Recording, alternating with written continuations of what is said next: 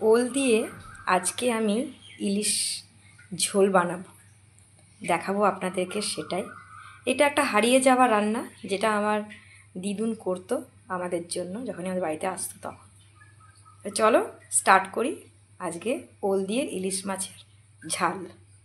আমি ফ্রিজ থেকে ইলিশ মাছগুলো বের করে নিয়েছি, আগেই তো বলেই অনেকগুলো করে নিয়েছি, তবু এই 4 পিস আমি না রেখে দিয়েছি যে একটু নতুনভাবে বানাবো। আমার বর তো ভাপা ছাড়া কিছু খায় না, তাই তার জন্য 2 পিস ভাপা করে দিয়েছি বিনা নারকেলে। কিন্তু আজকের রান্নাটাতে আমি না নারকেল দেব। নারকেল আমি অর্ধেকটা ব্যবহার করে নিয়েছি, এখন এই অর্ধেকটিই আছে, তো সেটাই এখন কাজে লাগাবো। আর একটু সর্ষে বাটা আছে ফ্রিজে, সেটাও বের করে নেব, সেটা দিয়ে আজকে বানাবো। আমি ওলগুলোকে আলুর মতো লম্বা লম্বা কেটে একটু সেদ্ধ হতে দিয়েছি, আর এদিকে নারকেলগুলো বেশ খানিকটাই কেটে নিয়েছি। কিছু বাটবো এবং কিছু ঘষে দেব।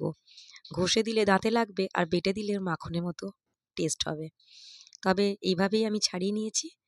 ছাড়িয়ে নেওয়ার পর বাটবো। এবার দেখি ওলগুলো ভাপা হলো কিনা। ওলগুলো একটু হালকা ভেপে গেলেই তুলে নেব, কেননা ওলটা বেশি সেদ্ধ হলে ঝোলের মধ্যে ভালো লাগবে না, তাই হালকা সেদ্ধই করব, যাতে আলুর মতো সেটা কাজে যায় এবং ঝোলের মধ্যে যে নির্যাস, সেই নির্যাসটা যেন তার ভেতরে যায়। সেই নির্যাসটা ভেতরে গেলেই তাকে খেতে বেশি ভালো লাগবে। তাহলে আমার কড়াইয়ে কালো জিরে এবং কাঁচা লঙ্কার তেল গরম হয়ে গেছে, এবং তাতেই মাছগুলো নুন হলুদ মাখিয়ে দেব না, নুন হলুদ ওপরে ছড়িয়ে দেব, এবং সব একসঙ্গে দিয়ে হালকা করে নেড়ে জল দিয়ে একটু ফুটতে দেব।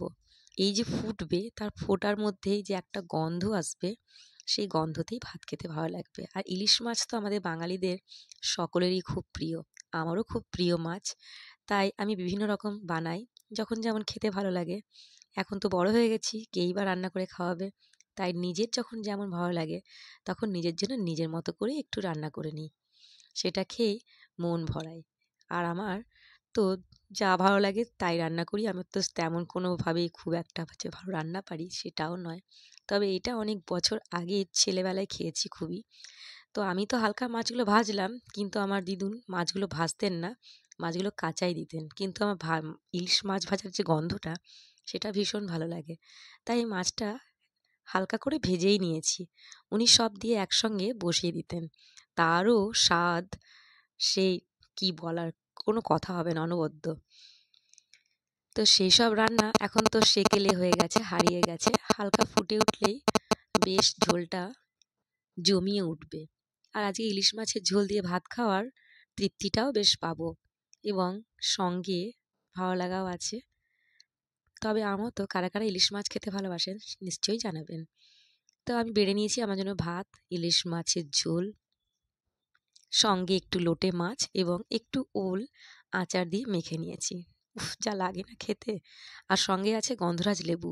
তাহলে ব্লগটা এখানেই শেষ করব। ভালো লেগে থাকলে লাইক, শেয়ার, সাবস্ক্রাইব করতে ভুলবেন না। সঙ্গে থাকুন এইভাবেই আমার সাথে।